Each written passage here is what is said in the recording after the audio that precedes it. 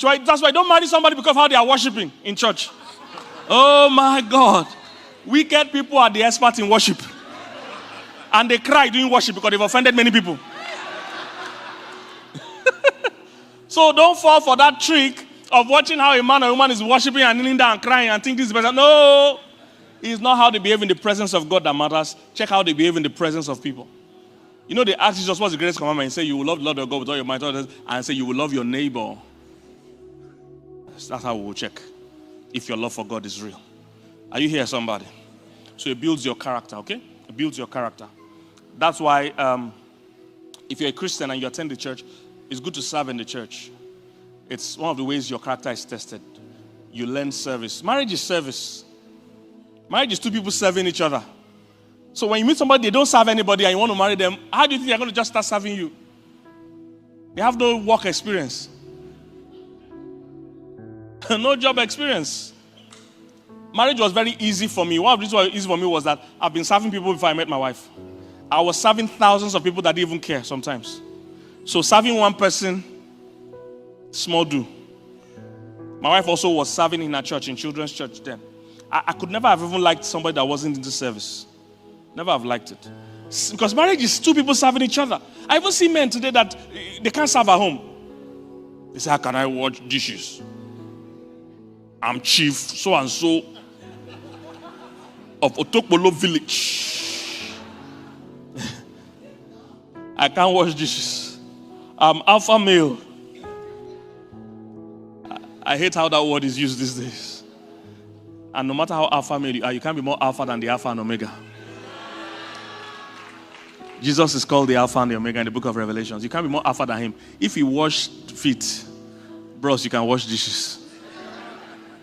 If Jesus, the alpha and omega, washed feet, and washing feet was the job for the least servant, the smallest servant. Because those days, Israel, everywhere was red mud. If people came to visit you, their leg were full of red mud. It was the smallest, the most junior servant that meets them at the door and takes off all his clothes and washes their feet.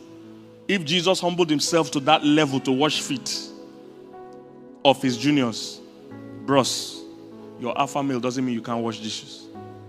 Service. So it was easy for me to serve.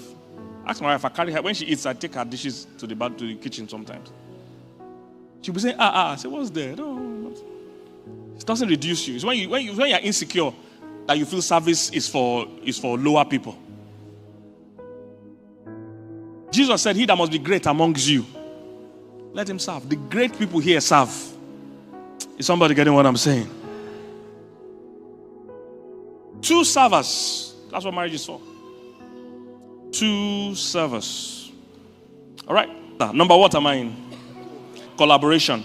Two are better than one. So they have a good reward for their labor. So marriage is designed for two people to work together. Everything is easier when two people do it. If two people carry this podium, they will carry it further than if one person carries it. Everything is easier when two people are doing it. That's why I respect people that are single parents. Because even doing parenting with a good partner is hard. Sometimes I want to give my children out as a seed. Does anybody feel like that? Who are these people? From whence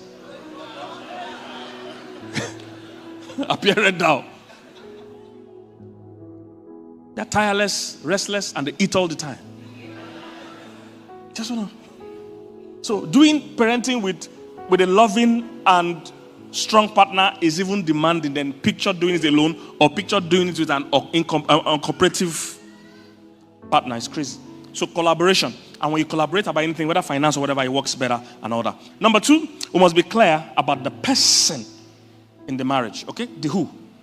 So the person you pick or do marriage with. So a marriage success is determined by the quality of people in it. It's just that simple. Who is the person you are going with? The person. Can this person last? There's no wrong person in marriage. There's just wrong fit. That person you can't marry, somebody might be able to marry them. You know there are women that don't want to work. You know there are men that don't want women to work. See, that should be the people that should marry. There's only a problem when a woman that doesn't want to work marries a man that wants his wife to work. I don't know if you're catching what I'm saying. There's no wrong person, there's just wrong fit. There are women that want to walk, and there are men that want their women to walk. There are men that don't want to walk. And as funny as that sounds, there are women that don't mind for their men not to walk. Sounds funny, but I've seen everything you can imagine in this business. We had a woman that was paying her husband a salary. No, not even husband, boyfriend. They were never married. So imagine what his package will be when they marry. If as boyfriend was getting allowance, I kid you not, she was paying this guy because he was out of work. She was paying him boyfriend. See, anything is possible. You just have to make sure the fit is right. Are you getting what? Hope you know there are people that like long distance marriage. They don't want to live in the same city. Oh my God, there are people like that. They say, oh, I can't imagine living in the same house with someone for 24 hours. I would like my wife to be in another city. So when we miss each other, after some months, we'll come back and spend 2 weeks or whatever. And there are people that like that. There's no wrong person, just wrong fit. There are traditional men that want the woman to be in charge of the cooking and cleaning compulsorily. There are people that believe, oh, both of us must share the house chores. No one is wrong or right. It's just the right fit.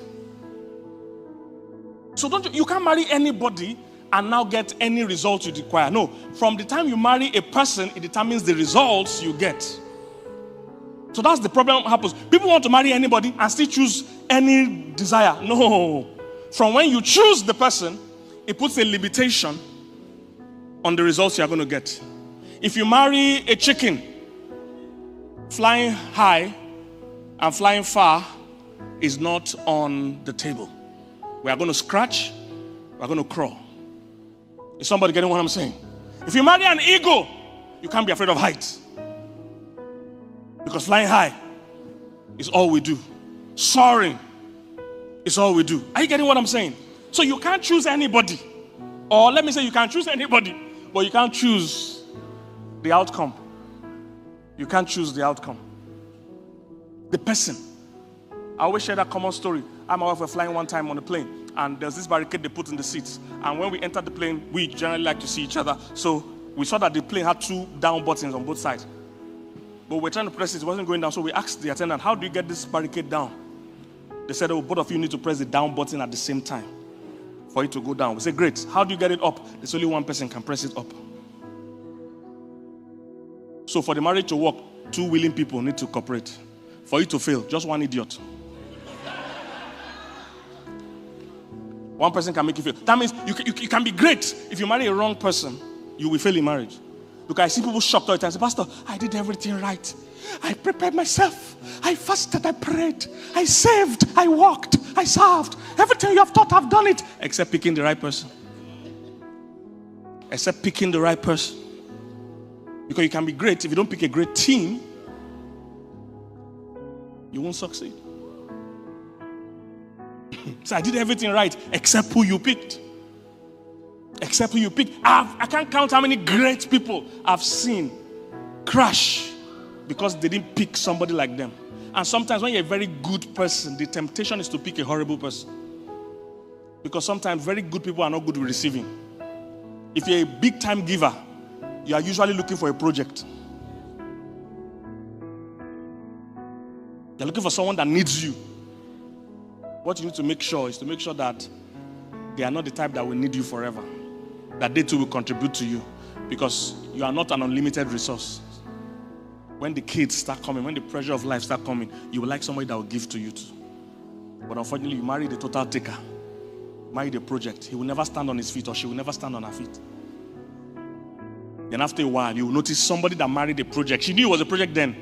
10 years into the marriage, she's now tired. You see, long distance race and short distance race are different.